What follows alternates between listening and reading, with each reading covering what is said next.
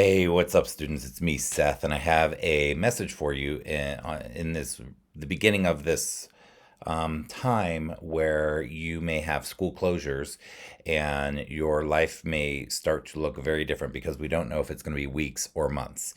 And I have a message for you. First of all, there's this thing called opportunity cost. Opportunity cost, the cost of an opportunity. And basically, this is a business term that says that in your life, in my life, in everybody's life, we have when we take an opportunity, there's a cost that we are paying that we are not taking another opportunity.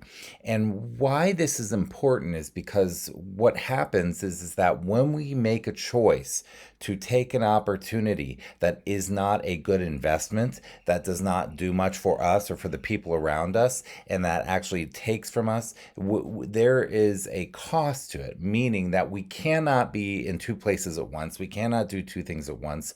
When we are doing one thing, we are not doing another thing. So, in looking at opportunity cost, I want to challenge you to think about the investments that you are making with your time and energy. What investments are you making in your time and energy, and are they really what you want to do with your life? So here are one, two, three, four, five, six, seven or eight investments I want to encourage you to invest in. Number one, invest in you every single day. We need you. The world needs you, quite literally. Okay, so this special snowflake, which you really are, you have very specific gifts and talents and strengths and interests and things to offer the world that nobody else does. This is true. I'm not saying this to be cheesy. This is the truth. You have things that make you you that nobody else can do. And not only that, you have weaknesses or challenge areas also that make you you. Now, what you will likely do is build a life and a career around your strengths, your interests, your passions, your talents, the things that matter to you, the things that have purpose for you, the things that feel good for you. So that's what you're really going to build a life on, is those things. We need you. The world needs you. We have a very complex world with very complex problems. We need you to show up and be your awesome, creative, intelligent self, to use your strengths, the things that only you have, to make your dent in this world and make a difference in this world. You get to choose. Do you want to make a difference in this world? What kind of difference? What matters to you? Who do you want to be? So invest in yourself every single day. Every day, do something good to invest in yourself. Every day, do something good to invest in yourself. Number two, invest in your physical health, in your body. This is the only body you have. The choices you make today, even during this time when we're not in school, you can choose to be sedentary and sit in front of a TV all day long, in which case you're not stimulating your body. You're not taking care of your body. Or you can choose to move. You can choose to eat food that truly nourishes your body. You can choose to get truly restful sleep. You can use soap for 20 seconds and stay clean and keep your body safe with social distancing and yada yada. But your body, generally speaking, sleep, food, and exercise, fitness, and also self-care, brushing your teeth, showering, doing the things that you need to do to take care of yourself. Practice investing in your physical health every day. Number three, invest in relationship health. Okay, you're going to be with your family a lot more than you're used to being with them. And there are going to be times when there are arguments or anger or tension, or where you want to get away from everybody and where they want to get away from you, and where you annoy each other, and where it's messy, but it's okay.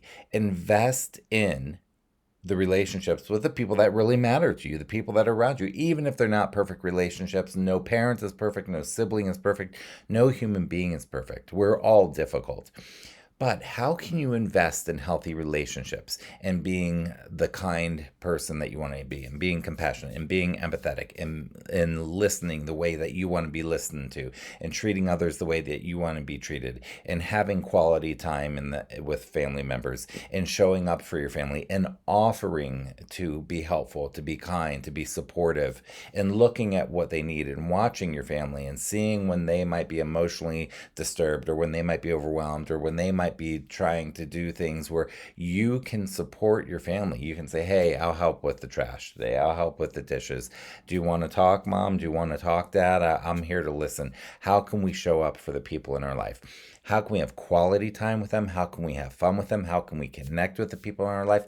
And how can we get better at solving problems?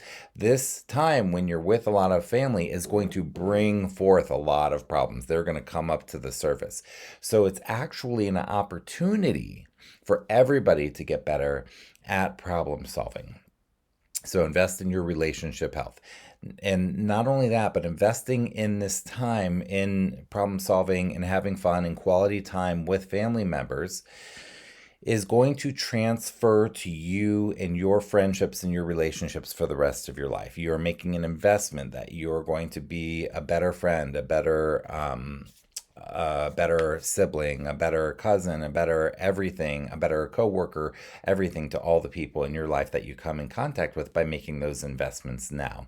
Next, invest in executive function and practicing your executive function. So if you struggle with executive function, time management, calendars, planners, organization, choosing the right priorities, self-starting because you procrastinated, all this stuff, this is a great time to invest in creating systems that work for you, continuing to use, believe it or not, planners and planning and practicing these skills so that, not just for no reason, so that you are investing like in a piggy bank over and over and over. You're investing during this time in you and in yourself so that when you have big goals in life and you want to start a business or you want to work for some awesome, cool company or you want to do whatever you want to do in your career in the future, which I know may not be on your mind yet, but there will become a day when you want to do something really cool with your life and you're going to have these goals that matter to you so that you have the executive function to be able to achieve those goals. So the practice and investment, the putting the money in the piggy bank right now in executive function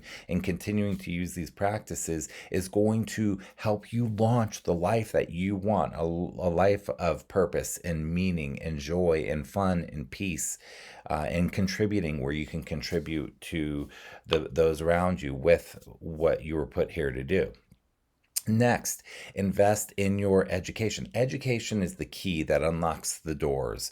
Now, if you don't get a lot out of education, then you're not going to be able to open many doors. And I want you to be able to open as many doors, have as many possibilities, opportunities as possible when you get older so that you can really live the life of purpose, a life that matters, of joy and peace and stuff, where you're contributing that you want to be living. Now, in education, sometimes there are things that we don't want to do, but that are planting seeds, that are planting seeds for you. So please invest in your education. What does that mean? Well, the school might be having you do things online. So there's that aspect of it. But even if they don't, or even if they do, continue to do the things that help you learn. Continue to read for fun on your own, things that are high interest. This is an opportunity to dive into books. Write, journal, create fiction, nonfiction, whatever it is. Write, communicate ideas, get it out there, keep practicing the writing. Draw, do art, do music, create, do math, whatever it is. Just continue to do things where you're always learning, always learning, always learning. Next, invest in emotional health, in mental health. Invest in emotional regulation and being present and working through your difficult emotions, the things that make you sad or anxious or angry or frustrated, and do more of the things that make you glad and present and focused and joyful and at peace and having those good emotions. Now, I'm not talking about just go do gaming because it makes you feel good, because that is not the depth of emotion that I'm talking about here.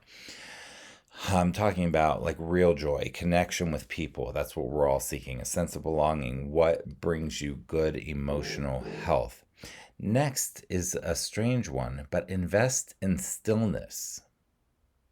Invest in being able to be still. We live in such a quick-paced world.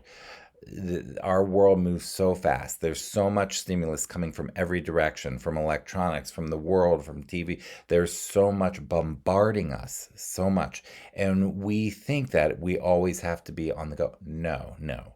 There is so much value in stillness. That's why when people say, "Oh, I want to take a vacation, I want to go to the beach," so many people say that because our bodies know that being outdoors, being still, being camping, being in quiet. But how do you invest in stillness? Well, you turn everything off and you sit still and you notice what's going on. You listen to the birds, you listen to the wind, you feel the temperature outside. You get present, and this is like meditation. You're just being present for what's going on in the moment. You stop, you pause, you close your eyes, you sit still, and people will often say, "Oh, well, I'm bored." You know what? Boredom is a great thing and a very important thing. And oftentimes when I don't get bored anymore, but when I used to get bored, it wasn't necessarily that I was bored, is that I was uncomfortable sitting in my own thoughts and I needed to change it. And now I've learned to value that and find that to be a cool place to be. So invest in stillness. And finally, invest, and this is related to the stillness, invest in forcing yourself to turn off distractions, alerts, electronics for a while. Every day, invest in turning everything off for an hour, for 2 hours, for 10 minutes, whatever you can do, but have it off, done. No possibility for any of these things, so that you can be present. You can notice what's going on in the moment. You can look in the eye of the people that are around you, connect with people on a real deep level. And what really matters in this life is our relationships and our connection with the people that matter to us. So investing in turning off distractions helps us be more present to the people and the important things in our life. My name is Seth Perlow. I'm an executive function coach in Colorado, and my life is dedicated to trying to be of service to students so that they can have a great life. And my hope for you, my wish for you, is that you have a fantastic life and that you use the opportunity. Remember opportunity cost? That you consider every day how you can invest and take the opportunity to invest in yourself, to invest in your physical health, your relationships, your executive function, your education, your emotional health, your stillness, how you can invest in those things so that you can have the best future possible with tons of opportunities where you can show up in the world and really give what you're meant to give here. Have a fantastic day. I hope that you have some peace and joy and connection today. I will see you soon.